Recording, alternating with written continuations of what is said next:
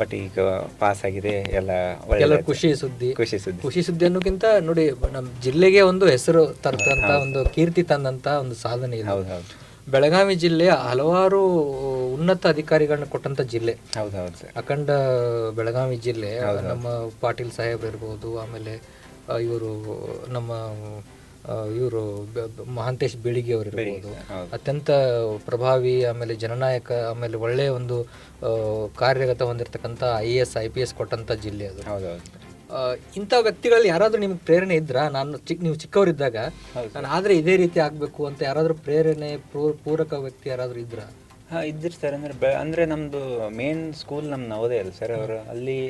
ಅವರು DC ಆಫೀಸ್ಗೆ ಜಾಸ್ತಿ ಕಾಂಟ್ಯಾಕ್ಟ್. ಅಂದರೆ ಏನಾದ್ರು ಪ್ರಾಬ್ಲಮ್ ಇದ್ದರೆ DC ಆಫೀಸ್ಗೆ ಹೋಗಿ ಮಾತಾಡಬೇಕು, ಇಲ್ಲ ಯಾವ್ದಾದ್ರು ಫಂಕ್ಷನ್ಸ್ ಇದ್ದರೆ DC ಬರ್ತಾರೆ ಅಂತ ಹೇಳಿ ಕೇಳಿದ ಮಾತು. ಮತ್ತು ಅದೆಲ್ಲ ನೋಡಿ ಹೌದು, ಆಫೀಸರ್ ಆದರೆ ಒಂದು ವ್ಯಾಲ್ಯೂ ಇರುತ್ತೆ ಅವ್ರ ಕೈಯಲ್ಲಿ. ಎಲ್ಲ ಕೆಲಸಗಳು ಮಾಡುವಂಥ ಪವರ್ ಇರುತ್ತೆ. ಒಳ್ಳೆ ಕೆಲಸ ಮಾಡಿದರೆ ಜನರಿಗೆ ಒಳ್ಳೆ ಶಾಲಾ ದಿನಗಳಲ್ಲಿ ಅವ್ರು ಬರೋದು ಹೋಗೋದು ನೋಡಿ, ಅವರು ಒಂದು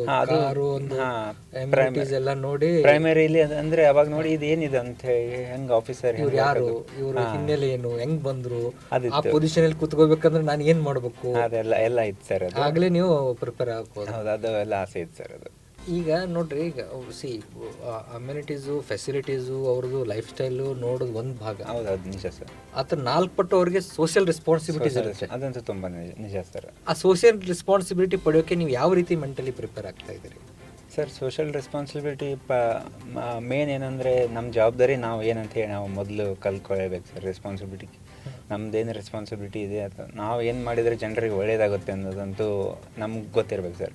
ಅಂದರೆ ಯಾವುದೋ ಏನೇ ಕೆಲಸ ಯಾವುದೇ ಆಫೀಸರ್ ಆಗಲಿ, ಯಾವುದೇ ಗೌರ್ಮೆಂಟ್ ಸರ್ವೆಂಟ್ ಆಗಲಿ, ಅವ್ರಿಗೇನು ಒಳ್ಳೇದಾಗುತ್ತೆ ಅಂತೇಳಿ ನೋಡ್ಬೇಕಂದ್ರೆ ಮೊದಲು ನಾವು ಜನರ ಜಾಗದಲ್ಲಿ ನಿಂತು ನೋಡಿನೇ ಅಂದ್ರೆ ಮಾತ್ರ ಅವ್ರ ಕಷ್ಟಗಳನ್ನ ಅರ್ಥ ಮಾಡ್ಕೊಳ್ಳೋಕೆ ನಮಗೆ ಅವಕಾಶ ಸಿಗುತ್ತೆ. ಅದೊಂದು ನಿಜ. ಎಷ್ಟು ಸರಿ ನಾವು ಆ ಎಂಡಲ್ಲಿ ಇದ್ವಿ ಸರ್. ನಾವು ಈಗ ಇಷ್ಟು ದಿನ ನಾವು ಆ ಎಂಡಲ್ಲಿ ಇದ್ವಿ. ನಾವೆಲ್ಲ ಅಂತಿದ್ವಿ, ಹೌದಲ್ಲ ಮಾಡ್ಬೋದಿತ್ತಲ್ಲ, ಯಾಕೆ ಮಾಡೋದಿಲ್ಲ, ಯಾವುದೋ ಒಂದು ಕೆಲಸ ಏನೋ ಒಂದು ಕಡಿಮೆ ಆದಾಗ, ರೋಡ್ ಸರಿ ಇದ್ದಾಗ ಮಾಡ್ಬೋದಿತ್ತಲ್ಲ, ಯಾಕೆ ಮಾಡೋದಿಲ್ಲ ಅಂಥೇಳಿ ಅದನ್ನು ನೋಡಿದ್ದೀವಿ ಸರ್ ನಾವು. ಸೊ ಈ ಸೈಡ್ ಆಫ್ ದ ಗೌರ್ಮೆಂಟ್ ಬಂದಾಗ ಇನ್ನು ನಮಗೆ ಜಾಸ್ತಿ ಅವಕಾಶಗಳು, ಸೋಷಿಯಲ್ ರೆಸ್ಪಾನ್ಸಿಬಿಲಿಟಿ ಬಂದೇ ಬರುತ್ತೆ. ಎಷ್ಟು ಅಟೆಂಪ್ಟ್ ಅಲ್ಲಿ ಕ್ಲಿಯರ್ ಮಾಡಿದ್ರಿ ತಾವು? ಸರ್ ನಂದು ಇದು 5ನೇ ಅಟೆಂಪ್ಟ್ ಸರ್. ನಂದು 5ನೇ ಅಟೆಂಪ್ಟ್. ನಾನು ಫಸ್ಟ್ ಅಟೆಂಪ್ಟ್ ಅಲ್ಲಿನೇ ಒಂದು ಪ್ರಿಲಿಮ್ಸ್ ಕ್ಲಿಯರ್ ಆಗಿತ್ತು. ಫಸ್ಟ್ ಅಟೆಂಪ್ಟ್ ಯಾವ ಇಯರ್ ಅಲ್ಲಿ? ಅದು 2021, 2021ರಲ್ಲಿ. 2020 ಕ್ಲಿಯರ್ ಆಗಿತ್ತು. ಅದಾದಮೇಲೆ ನಾನು ಮೇನ್ಸ್ ಬರೆದಿದ್ದೆ. ಬಟ್ ಅವಾಗ ಅಷ್ಟೇನು ಪ್ರಿಪರೇಷನ್ ಇರಲಿಲ್ಲ ಮತ್ತು ಗೈಡೆನ್ಸು ಅಷ್ಟು ಸರಿ ಇರಲಿಲ್ಲ. ಕೊರೋನಾ ಆದಮೇಲೆ ಇಲ್ಲಿ ಬೆಂಗಳೂರಲ್ಲಿ ಬಂದು ಅದು ಪ್ರಿಲಿಮ್ಸ್ ಪಾಸ್ ಆಗಿದೆ ಅನ್ನೋದೇ ಒಂದು ಖುಷಿಯಲ್ಲಿ ಮುಗಿದೋಗ್ಬಿಟ್ಟಿತ್ತು. ಅದಿನ್ನ ಒಂದು 6 ಅಟೆಂಪ್ಟ್ ಇರುತ್ತೆ, ಹಾಗೆ ಸಾಧನೆ ಮಾಡಿದಂತ ಅದು ಹಂಗೆ ಇತ್ತು ಸರ್. ಬಟ್ ಅದಾದಮೇಲೆ ಅದೇ ಕಾನ್ಫಿಡೆನ್ಸ್ 2022ರಲ್ಲಿ ಮತ್ತೆ ಪ್ರಿಲಿಮ್ಸ್ ಬರೆದೆ. ಅವಾಗ ಪ್ರಿಲಿಮ್ಸ್ ಫೇಲ್ ಆಯ್ತು ಸರ್.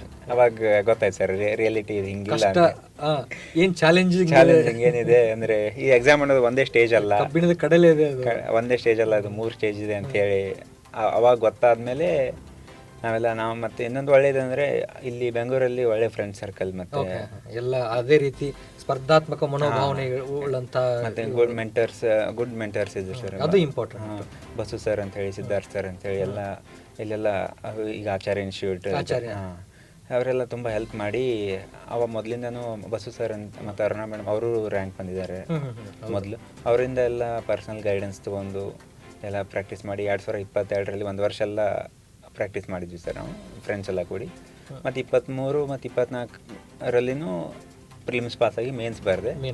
ಅವಾಗೂ ಒಂದು ಟೈಮಲ್ಲಿ 6 ಮಾರ್ಕ್ಸ್, ಇನ್ನೊಂದು ಟೈಮಲ್ಲಿ 3 ಮಾರ್ಕ್ಸಲ್ಲಿ ಹಿಂಗೆ ಫೇಲ್ ಆಯಿತು. ಯಾವುದೋ ಒಂದು ಸಬ್ಜೆಕ್ಟ್ ಕೈ ಕೊಟ್ಟು ಸೊ ಎಲ್ಲ ನಕ್ಷತ್ರಗಳು ಕೂಡ ಬರಲಿಲ್ಲ ಸರ್ ಅಲ್ಲಿ. ಸೊ ಅದಾದಮೇಲೆ 2025ರಲ್ಲಿ ಎಲ್ಲ ದೇವ್ರದೇ ಒಳ್ಳೇದಾಯ್ತು. ಈಗ 5ನೇ ಅಟೆಂಪ್ಟ್ ಕ್ಲಿಯರ್ ಮಾಡಿದ್ರಿ. 4 ಅಟೆಂಪ್ಟ್ ಅಲ್ಲಿ ಸ್ವಲ್ಪ ಇನ್ನೇನು ಪಾಸ್ ಆಗುತ್ತೆ ಬರುತ್ತೆ, ಹೋಗೋದು ಬರೋದು. ಎಲ್ಲೂ ನಿಮ್ಗೆ ಅನಿಸ್ಲಿಲ್ವಾ, ನನ್ನ ಹತ್ರ ಆಗಲ್ಲ ಇದು, ನಾನು ಯಾಕೆ ಇಷ್ಟು ವ್ಯರ್ಥ ಪ್ರಯತ್ನ ಮಾಡ್ತಾ ಇದ್ದೀನಿ, ಸುಮ್ಮನೆ ಬಿಟ್ಟು ಎನಿವೇ BE ಮೆಕ್ಯಾನಿಕಲ್ ಮಾಡಿದ್ದೀನಿ, ಜಾಬ್ ಮಾಡಬೇಕು ಅನ್ನೋಂಥ ಯಾವತ್ತಾದ್ರೂ ಋಣಾತ್ಮಕ ಭಾವನೆಗಳು ನಿಮ್ಮಲ್ಲಿ ಬಂದಿದೆಯಾ? ಸರ್, ಋಣಾತ್ಮಕ ಭಾವನೆ ಆಗೋದಿಲ್ಲ ಅಂತ ಹೇಳಿ ಎಂದೂ ಬಂದಿಲ್ಲ ಸರ್. ಇಷ್ಟೆಲ್ಲ ಪ್ರಿಪೇರ್ ಮಾಡಿದ್ವಿ ಅಂದರೆ ಯಾರಾದ್ರೂ ನಿಮ್ಮ ಫ್ಯಾಮಿಲಿ ಮೆಂಬರ್ ನಿಮ್ಮನ್ನ ಜಗ್ಗಿದ್ರ? ಇಲ್ಲ ಸರ್, ನನ್ನ ಲಕ್ ಅಥವಾ ನನ್ನ ಪುಣ್ಯ ಏನಂದರೆ ಫ್ಯಾಮಿಲಿ ಮೆಂಬರ್ಸ್ ಯಾವಾಗೂ ನೀನು ಕೆಲವೊಮ್ಮೆ ಫೈನಾನ್ಷಿಯಲಿ ಏನಾದ್ರು ಪ್ರಾಬ್ಲಮ್ ಇದ್ದಾಗ ಯಾವ್ದಾದ್ರು ಜಾಬ್ ಹಿಡಿ ಅಂತ ಹೇಳಿ ಅಂದಿದ್ದಿದೆ ಬೇರೆದವರು, ಬಟ್ ನನಗೆ ಎಲ್ಲೂ ಆ ಪ್ರೆಷರ್ ಬಂದಿಲ್ಲ. ಆ ಪ್ರೆಷರ್ ಬಂದಿಲ್ಲ. ಸೊ ಅದೊಂದು ಪ್ಲಸ್ ಪಾಯಿಂಟ್ ಸರ್ ನಂದು. ಫ್ಯಾಮಿಲಿ ಕಡೆಯಿಂದ ಏನು ಪ್ರೆಷರ್ ಇರಲಿಲ್ಲ, ಮತ್ತು ಎಲ್ಲ ಗುಡ್ ಫ್ರೆಂಡ್ ಸರ್ಕಲ್, ಗುಡ್ ಎಲ್ಲ ಮೆಂಟರ್ಸ್ ಎಲ್ಲ ಇದ್ದಿದ್ದರಿಂದ. ಯಾಕಂದರೆ ಇವತ್ತಿನ ಯುವ ಪೀಳಿಗೆಯಲ್ಲಿ ಏನು ಕಾಣ್ತಾ ಇದೀವಿ ಅಂತಂದರೆ, ಒಂದು ಅಟೆಂಪ್ಟು 2 ಅಟೆಂಪ್ಟ್ ಮಾಡಿದ್ರೆ ಆಯ್ತಪ್ಪ ನನ್ನ ಹತ್ರ ಇದಾಗಲ್ಲ ಅನ್ನುವಂಥ ಒಂದು ಕೈ ಚೆಲ್ಲಿ ಕುಳ್ಕೊಂತ ಒಂದು ಭಾವನೆ ಅಥವಾ ಮೆಂಟ್ಯಾಲಿಟಿ ಇದ್ದಂಥ ಯುವ ಸಮಾಜದಲ್ಲಿ ನೀವು 5ನೇ ಅಟೆಂಪ್ಟ್ವರೆಗೆ ಹೋಗಿದ್ದೀರಲ್ಲ, ಅದಕ್ಕೆ ಪ್ರೇರಣೆ ಏನು ಅಂತ? ಪ್ರೇರಣೆ ಒಂದು ಅದರ್ ಡೇ ನಾನು ಕ್ರ್ಯಾಕ್ ಮಾಡೇ ಮಾಡ್ತೀನಿ ಅಂತ ವಿಶ್ವಾಸ ಇತ್ತಾ? ಹಾಂ, ವಿಶ್ವಾಸ ಅಂತ ಇತ್ತು ಸರ್. ಹೆಂಗಾದ್ರೂ ಮಾಡಿ ನಾನು ಪಾಸ್ ಆಗ್ತೀನಿ. ಯಾಕಂದರೆ ಪ್ರತಿಯೊಂದು ಸ್ಟೇಜಲ್ಲೂ ಬಂದು ಒಂದೆಲ್ಲ 2 ಸಬ್ಜೆಕ್ಟ್ ಹೆಚ್ಚು ಕಡಿಮೆ ಆಗಿ ಫೇಲ್ ಆದಿದ್ದರಿಂದ ಎಲ್ಲ ಕೂಡಿ ಬರುತ್ತೆ ಅಂತ ಹೇಳಿ ವಿಶ್ವಾಸ ಅಂತ ಇತ್ತು ಸರ್. ಫೈನ್ ಡೇ ಕ್ರ್ಯಾಕ್ ಆಗೇ ಆಗುತ್ತಂತ ಒಂದು ಆತ್ಮವಿಶ್ವಾಸ ಇತ್ತು. ಅದೇ ವಿಶ್ವಾಸ ಇವತ್ತು ನಿಮ್ಮನ್ನೇ ಸಾಧಕರನ್ನಾಗಿ ಮಾಡಿದ್ದು.